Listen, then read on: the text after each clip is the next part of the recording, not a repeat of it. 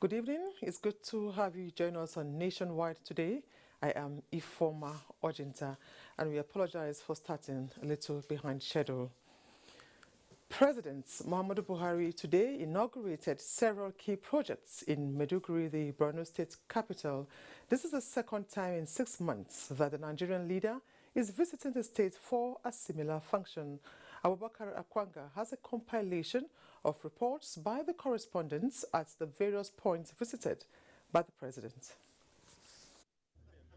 Maiduguri, affected by activities of insurgents and ISWAP for more than a decade, is gradually bouncing back under the administration of Governor Babagana Umar Zulum. This is evident in President Muhammadu Buhari's second visit to the state to inaugurate more people-oriented projects across major sectors of the state to bring the people at par with their contemporaries. Some of the projects include Oriental Energy Resource Aircraft Layer, constructed by an elder statesman, Muhammadu Indimi, Memorial Secondary School, and Center for Distance Learning at the University of Maiduguri campus. Others include 10 kilometers dual carriageway and customs roundabout flyover. At the Palace of Shehu of Borno, President Muhammadu Buhari lauded the exemplary leadership provided by Governor Zulum and described him as a prudent administrator whom, despite all odds, remained steadfast in delivering dividends of democracy in a state troubled by activities of insurgents,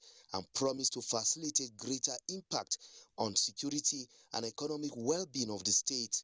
Governor Zulum commended the president for practical demonstration of genuine commitment to ending the security situation, which gives confidence to government to carry out its functions effectively. President Muhammadu Buhari is expected to address troops of Operation Adarin Daji in the front line for the restoration of peace in Borno State. A Nigerian professor of medical chemistry and pharmacology with the University of Maryland, United States of America, Professor Vincent Nja, is at the verge of producing a drug for prostate and breast cancer.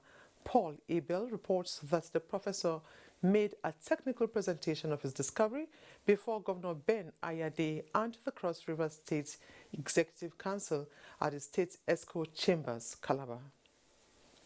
In the presentation for both prostate and breast cancers, Professor Nja revealed that the drug for prostate cancer will be available in the next 2 years.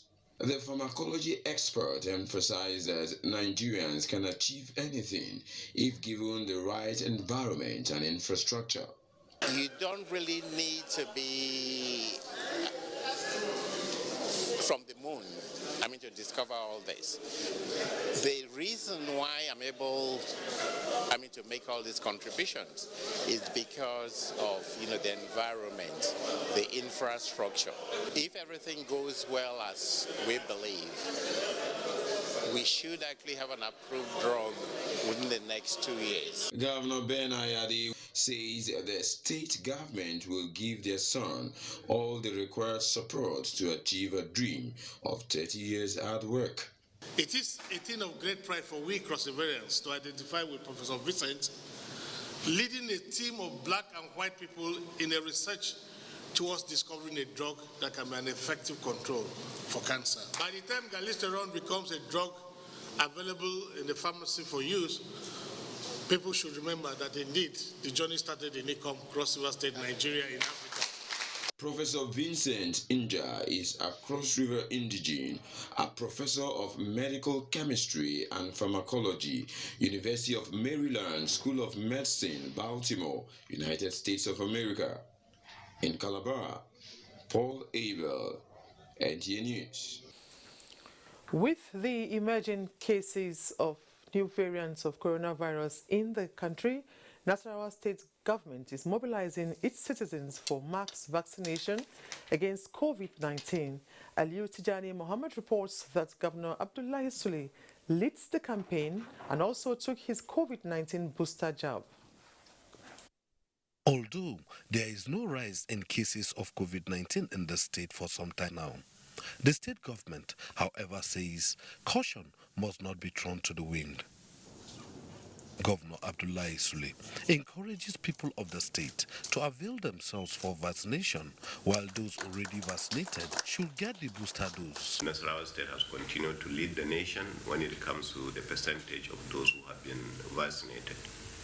I want to sincerely thank our good people of Nasarawa State. Public offices, markets, primary healthcare centers are some of the designated places for COVID-19 vaccination in the state. In another development, Governor Sule swears in 14 newly appointed commissioners and 18 special advisors. While congratulating them, he urged them to see their appointment as an opportunity to serve the state and should not be found wanting in any act of corruption.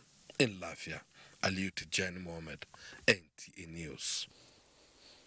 Meanwhile, with the discovery of the Omicron variant comes a fourth wave of COVID-19, and Nigeria appears to be witnessing a spike in infection rates. In a chat with correspondent Shaya Diabo, the Executive Director, National Primary Healthcare Development Agency, Dr. Faisal Shoaib, says until the country meets the target of 70% population vaccination, attaining a comprehensive immunity might not be realizable. We have not reached that level where you will say the vaccination program will protect against an increase in the number of cases. Like we've mentioned, you have to reach herd immunity. You have to reach at least 70% of the eligible population before the vaccination program will protect against further transmission of the COVID-19. We're not there yet. We keep ramping up. Between March and July, the average daily vaccinations in Nigeria were about 100,000. As of yesterday, we had reached numbers of up to 130,000 per day. According to the public health specialists, Nigerians need to take advantage of the mass vaccination centers across the country to get vaccinated against the virus and protect others. I expect that Nigerians now realize that death from COVID-19, severe illness from COVID-19, happens only to people who are unvaccinated. Please don't take a chance with your life. Get vaccinated, and the vaccines will protect you from severe forms of the disease. It will protect you from death. This is exactly what we have promised months ago. This is exactly what we are promising into the future. Nigeria recorded a new high of 4,035 new COVID-19 infections in 15 states on Wednesday, showing close to a 100% increase over the 2,123 infections recorded on Tuesday. And with me now in the studio to provide insights to the spike in COVID-19 infection in the country is the technical lead of the Presidential Committee on COVID-19, Dr. Mukhtar Mohammed. We're glad to have you join us on Nationwide today, sir. Yeah, good to be here, Helen. Now, as we have heard in that report, almost 100% increase in infections within 24 hours. What could be responsible for this? Well, let me say that the figure reported over 4,000 yesterday. You can see that over 3,000 of that figure came from Lagos. And what we find out from Lagos is not that exactly all those 3,000s where 3,000 numbers were figures that were recorded yesterday alone. It included some little backlog of data. But that is not to underestimate the number of infections that are rising. We have seen this number of cases over the last 3 or 4 weeks steadily increase up to the time we started recording 1,000 and more, and we started recording 1,500 and then 2,000 and above from Monday. So really what is responsible is because, number one, there is a new variant in town which is highly transmissible, more than the Delta variant, and therefore it gets transmitted very quickly. Secondly, people are not practicing, the safety procedures. Most people are not wearing their face mask. People go to large gatherings and so on and so forth. Third, is that because of the nature, the season now, it is dry season. Usually flu and infections that affect the upper respiratory tract easily get transmitted, and because of the dryness of our nose and the skin, it gets infected more. So this and many others. And lastly, also because most of the people in Nigeria are not vaccinated. And therefore, when a new variant comes and most people are not vaccinated, it finds the right medium, to proliferate more and then to transmit. Okay, you just talked about the weather. We know that the weather hasn't really been, favorable. So is the weather also responsible for the hike in the spike in the cases of the infection? And are those with flu, testing positive for COVID-19 as well? So really, at this time, like in the temperate climate, when you have the winter starting, you have all sorts of respiratory tract infections, and mostly that is why they take their flu shots before the beginning of winter. But even here, we also know that as soon as the cold season starts, many people come with catarrh, cough, dryness of. So it is just the right medium for viruses, especially coronaviruses and other viruses affecting upper respiratory tract to infect more people. So it is not that the viruses are increasing, but that our body is now more conducive because of the dryness. The cells are not, they can break, and then the transmission of the vaccine, of the virus can now be easily transmitted into the cells. Yeah, I just want to repeat the question. Those with flu, that are down with flu now, can they also test, positive to COVID-19? No, the test for COVID-19 now, particularly the PCR test, is a highly specific test. It does not cross-react with other upper respiratory infections like influenza. It is specific to SARS-CoV-2, and therefore only people who have COVID-19 infection will come out positive with the infection. Okay, thank you very much, Dr. Mukhtar Mohammed. It's been a pleasure having you here on Nationwide. Thank you very much. Very my much, pleasure. You're on to Nationwide on the network service of the NTA. We pause here to join Hinkino in Lagos for the next sets of reports. Thank you, Ifoma. Nigeria's macroeconomic sector in the year 2021 tilted slightly on the path of growth and recovery on the pedestal of stimulus programs initiated by monetary and fiscal authorities, as well as a rebound of commodity prices. Managing Director, Center for the Promotion of Private Enterprise, Muda Yusuf, is however optimistic that if some factors impending growth can be critically addressed, 2022 fiscal year should usher in more domestic and foreign portfolio investments. Abolade Salami reports. 2021 fiscal year kicked off with a backlog of challenges brought about by the novel virus that shut down world economies, which Nigeria was not immune to. Therefore, realizing full implementation of the 13.6 trillion naira 2021 budget in critical sectors of the economy was either slowed down due to the exigency of the global pandemic. The ban of domestic economic activities following the relaxation of restrictions on economic activities and movements within the country. The revitalization of sectors that were earlier on lockdown following the onset of the COVID-19 pandemic. The microeconomic sector had its share from inflationary pressure that rose to a peak of 18.71% in March and later declined to 15.4% in November. Uncertainty in the foreign exchange market mounted as balance of trade had a deficit of 3 trillion naira. That is what a flexible exchange rate regime means. Because if you don't allow it to be flexible, what happens is that you have a huge arbitrage between what you call the official window and the parallel market window. And that creates a whole lot of problems for the economy. To further record a decline in inflation in 2022 fiscal year, government have been admonished to address the illiquidity in the foreign exchange market, boost productivity to drive output, and minimize the monetization of fiscal deficits. The investment initiative of the federal government geared towards attracting investors and diversification of the revenue sources are practical steps for growth and sustainability. In Lagos, Abolade Salami, NTA News. Away from the economy now, Lagos State Governor Babajide Sanwo-Olu says the forthcoming National Universities Games will be used to foster unity and peaceful coexistence among youths in the country. He stated this when he received the Nuga Torch of Unity at the State House in Marina, Lagos. Musa Toliat has the report.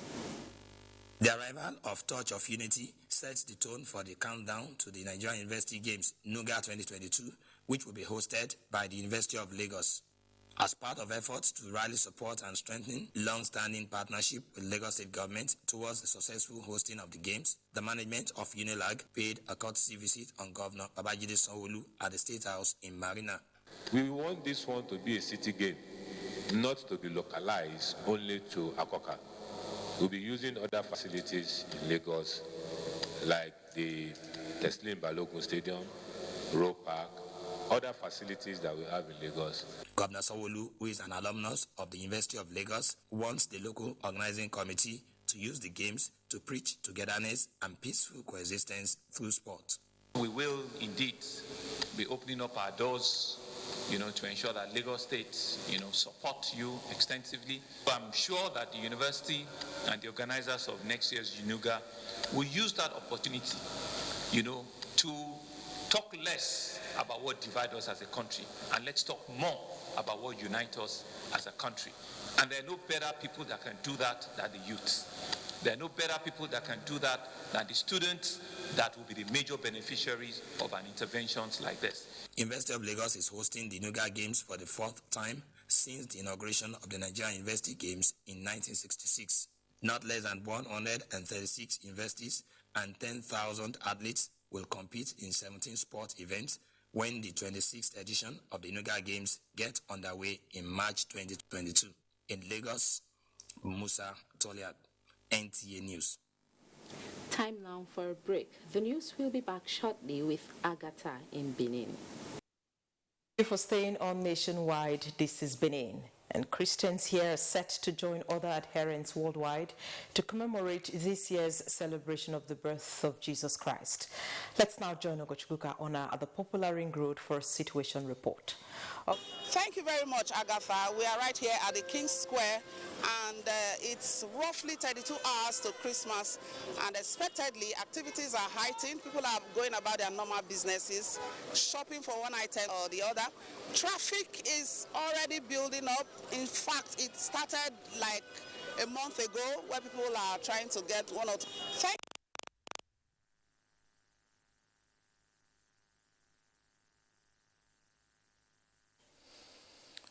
We are sorry about that. We will establish contact with our Benin Network Center and get back to them. Now, the Independent Investigative Panel on NSAS sitting in Abuja has awarded compensation to some victims of human rights violations. Omenka Marachuku reports that the panel also gave compensation for the funeral rites of the popular Apo 6 killings. Carlo is one of the victims that received compensation award on human rights violation. Kingsley was shot on his left leg by a police officer, which led to the amputation of his leg.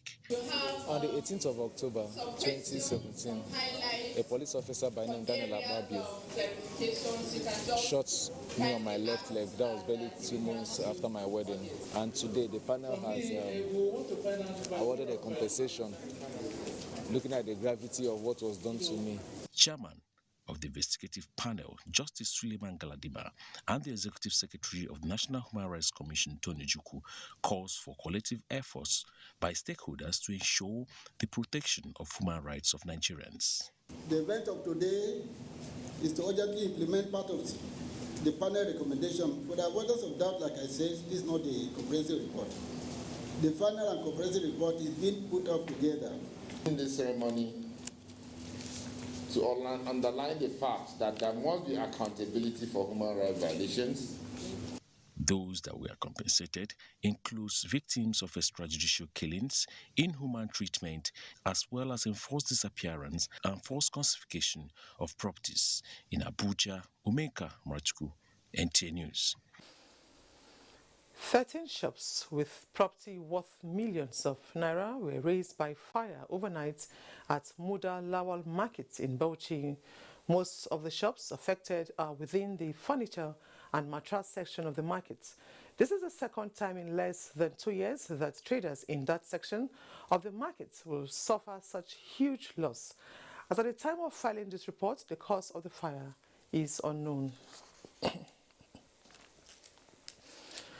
The Nigerian National Petroleum Company Limited said the sum of 203.73 billion naira was made on the sale of white products in the month of July 2021 by the Petroleum Products Marketing Company, a downstream subsidiary of the Nigerian National Petroleum Corporation, NNPC. A statement by Garbadin Mohammed, Group General Manager, Group Public Affairs Division, Nigerian National Petroleum Company Limited, said this was contained in the July 2021 figures of the NNPC Monthly Financial and Operations Report, which is the 72nd edition. The report also revealed that total revenues generated from the sales of white products for the period of July 2020 to July 2021 stood at 2.56 trillion naira, where PMS contributed about 99.67% of the total sales. Similarly, a total of 1.544 billion litres of petroleum products were sold and distributed by the PPMC in the month of July 2021, with petrol accounting for 99% of total volume. The report also indicated a 5.23% increase in the average daily gas supply to power plants in the month of July 2021, which stood at 759 million standard cubic feet of gas per day. According to the report, national gas production in July 2021 increased by 3.99% at 232.69 billion cubic feet compared to output in the previous months. In the downstream sector, to ensure sustained increase and effective distribution of petroleum products, especially premium motor spirits across the country, the NNPC has continued to diligently monitor the daily stock of petrol to achieve success in this regard. In the upstream, NNPC recorded total export receipts of $191.26 million in July 2021 as against $188.00 million in June 2021. Abia citizens have been enjoined to embrace the policy, trust and programs of the federal government to enhance the socio-economic development of the state and the country at large. This came to the fore when the heads of federal establishments in Abia State held a party to mark the end of year in Umuahia, the state's capital. Steve Lona Nwokolo completes reports. Other heads of federal establishments in Abia State to mark this year's annual party, Chukwemeka Ukomado sued for concerted efforts towards achieving departmental goals and contribute to the socio-economic development of Abia State. We came to thank God to socialize that we didn't lose any of the agencies didn't lose any of the heads or anybody. It's an annual event that will gather together to take away the stress of the work. Abia cannot be a peaceful state without the federal government agencies like the police, the military, the civil defense. For us, as the state government, we are also willing to provide them an enabling environment. Other heads of federal establishments enjoined Abians to register for their voter cards and enroll for the National Identification Number name. The highlight of the ceremony was the unveiling of the 2022 calendar by the representative of the state governor. In Umuahia, Steve Lanai, Waokolo, NTA News. We have established contact with our Benin Network Center, and Agatha is our guide. Ifoma for rejoining us. I will now go back to Ogochukuka Ona, who is at the popular Ring Road for a situation report on preparations for Christmas. Thank you very much, Agatha. We are right here at the King's Square, and it's roughly 32 hours to Christmas, and expectedly activities are heightened. People are going about their normal businesses, shopping for one item or the other. Traffic is already building up. In fact, it started like a month ago, where people are trying to get one or two things in order. Right here with me is Mrs. Edith Osaro. We thank God for everything. Chicken, how did you get? I bought chicken 10,000. How did you buy it last year? Last year we bought 6,000. This year we bought 10,000. Full bag of rice, I bought it 35,000.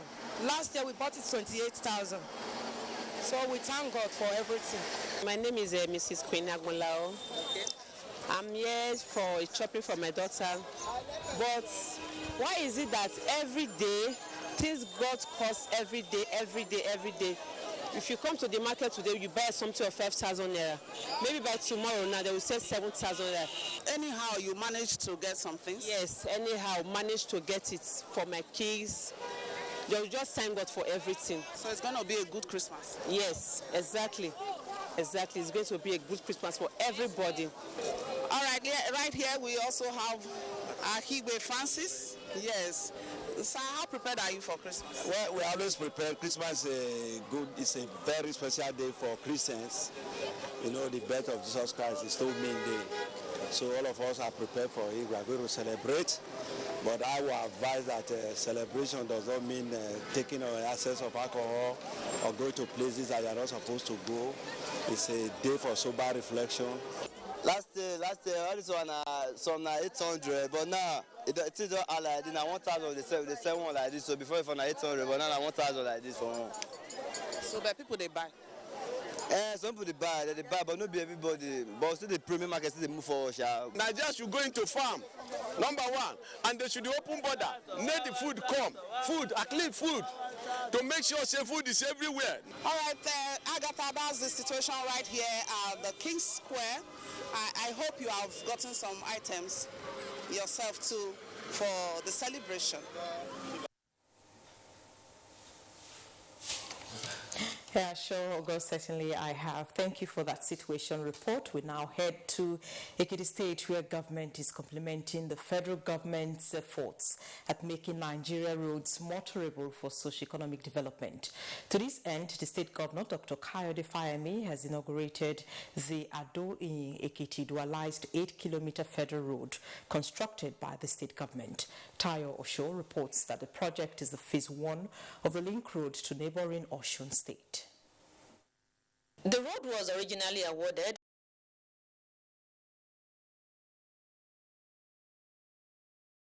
and left 41 years by successive administrations. Having understood the importance of good road network to socio-economic development, Governor Fayemi believes the dualized road will ease the stress of commuters and also enhance the marketability of farm produce. The governor noted that opening up of the road will boost socio-economic activities and reduce incessant accidents along the old road. The traveling time between the two towns will be reduced to 5 minutes from the hitherto 20 minutes that it takes. Some representatives of communities commended the governor for the initiative. You promise us good governance, you promise us good road, and all that you promise, you are fulfilling them. Stakeholders were of the view that the road project will go a long way in enhancing the status of the state. In Ado-Ekiti, Tayo Osho, NTA News. That's our package. Ifoma, it's back to you, and Merry Christmas. Thank you very much, Agatha. Now, the role of the elderly in shaping societal norms and culture resonated again as the Akwa Ibom State government celebrated senior citizens in the spirit of the season. Emediong Umo reports. Senior citizens can be described as gifts to communal and national growth due to their immense contributions to societal development and their wealth of knowledge and experience passed on to younger generations. Despite the efforts of the elderly towards societal development, these sets of individuals have been widely known to be the most vulnerable due to health challenges associated with old age. The Akwa Ibom State government, under this platform, is celebrating these custodians of wisdom and culture. We should take care of their health, eat healthy, to live. Senior citizens expressed joy and charged the younger generation to desist from maltreating older people. The honorable governor, so I thank him and his wife so much for what they have done to us. God bless him. Or befitting living, before befitting burial. Because most children are very much worried about caring for the day their parents will die. They are not concerned about the living of their parents. In Uyo, Emediong Umo, NTA News. It's now time to join Nana in our Sokoto studio for more on Nationwide. Thank you, Ifoma, and season's greetings to everyone. The national leadership of the APC has commended the cordial relationship between the PDP-led government in Sokoto and the APC members. This came to the fore as the high-powered delegation from the National Secretariat of the APC paid a condolence visit to the government and the people of Sokoto State over the recent banditry attacks that claimed lives. Dalhatu Abdullahi reports. The delegation led by Senator Abba Aliwa in Sokoto under the directives of the APC National Caretaker Committee led by Maimala Boni on behalf of the party commiserate with the government and the entire people of Sokoto State over the unfortunate recent banditry attacks in the state. He prayed Allah to grant the deceased eternal rest. I'm highly delighted to see the relationship between your government and our party, which is commendable, and that is the essence of politics. While thanking the National Secretariat of the APC for the show of love and concern, Governor Aminu Waziri Tambol commended the drastic measures taken by federal government in confronting banditry in the eastern flank of the state. We are seeing the results of the efforts of the Nigerian armed forces. I have commended them. I will still continue to commend them for that decisive step being taken, for the decisive steps being taken. The APC delegation also called on Senator Aliu Magatakar Wamako for condolence visit. Senator Wamako expressed delight with the show of concern by the National Secretariat of APC to people of Sokoto State. He warned APC supporters to shun politics of bitterness at all times. Leaders, please convey our appreciation to the chairman of the party and also them to the president for such show of concern and solidarity. In Sokoto, Dalhatu Abdullahi, NTA News. Federal government efforts to improve the nation's access to renewable energy, especially in the rural communities, has gained a boost as the Department of Commerce of Yunnan Province, China, donated 170 sets of off-grid photovoltaic equipment to the Usman Nfodio University, Sokoto, for onward distribution of rural dwellers. Sheikh Muhammad Dati reports that the equipment were presented to the beneficiaries by the managing director of the Chinese firm in Nigeria, Wang Yuling. The report.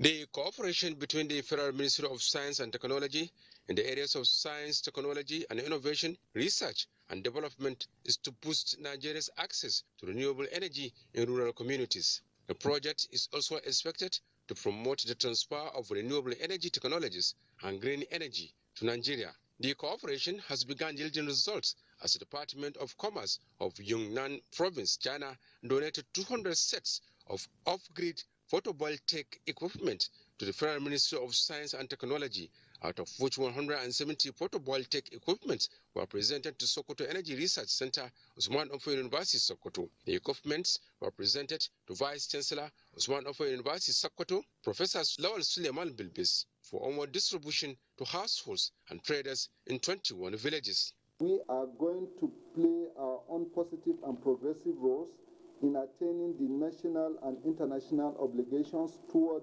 curbing climate global warming responsible for climate change. At Gidanyufa village area of Wamuko local government area in Sokoto State, Managing Director of the firm in Nigeria, Wang Yunling, presented the equipment to the beneficiaries, saying that the aim is to solve the electricity problem of rural areas.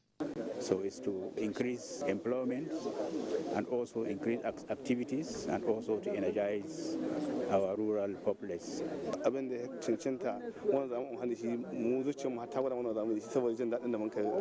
of Gidan Yumfa, Mustafa Magaji, commended federal government for giving them the solar photovoltaic equipment, saying it will certainly improve their lives.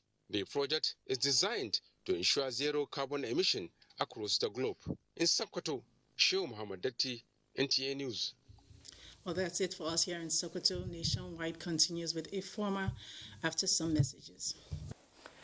Welcome back. And in the spirit of the season, the NTA family has this for you.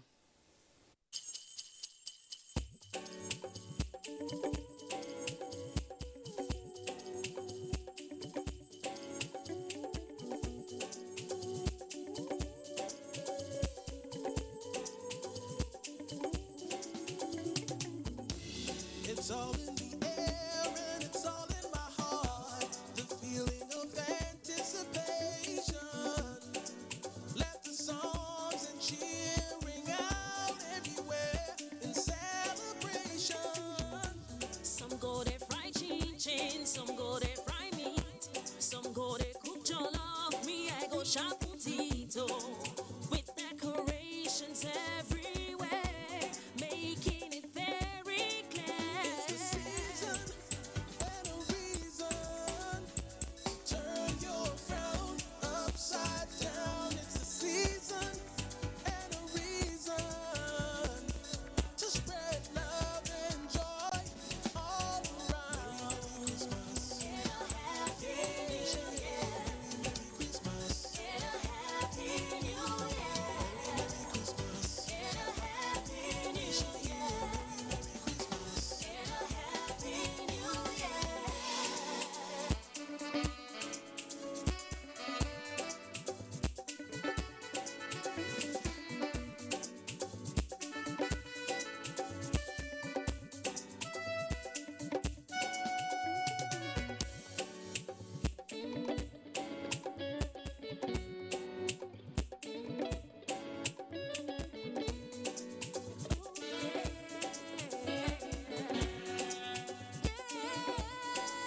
It's the season and a reason.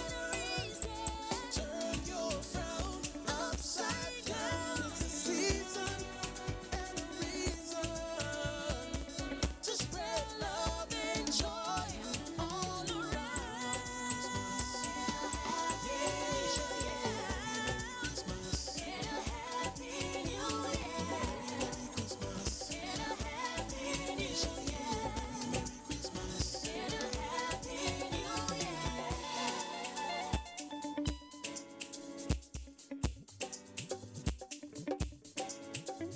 Compliments of the season, a very Merry Christmas and a most glorious New Year from all of us in NTA.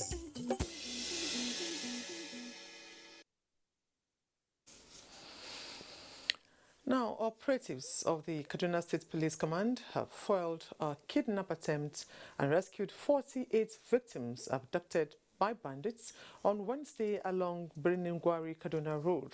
A statement by the command spokesperson, ASP Mohammed Jalige, says the victims are traders from Udawa village in Chukun local government area who came under heavy gunshots by bandits, leading to the kidnap of scores of them.